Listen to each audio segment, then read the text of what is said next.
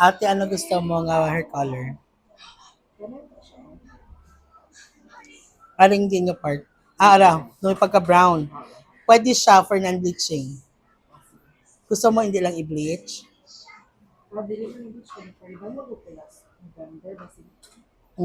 Okay. How about sa imo treatment? Ano gusto mo nga treatment?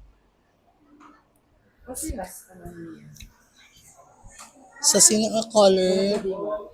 Pwede man itong siya i-Brazilian. Among Brazilian may keratin, may collagen, may botox, kag may ala kami mas protein straight band. Ang protein, ma-achieve ina nga color. Oo. From start amon protein sa amon nga length is 2K. Then ang color, 780. 80.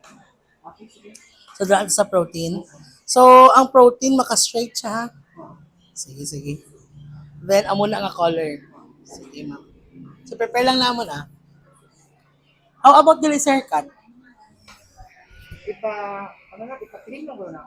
Trim lang. Okay, sige. Okay, sige. So, kamusta?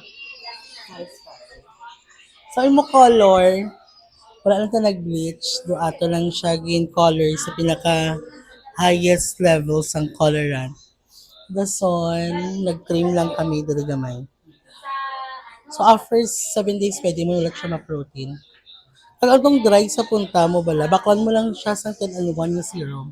At every wash, ibutang mo siya sa imong nga punta para males ang dry sa punta.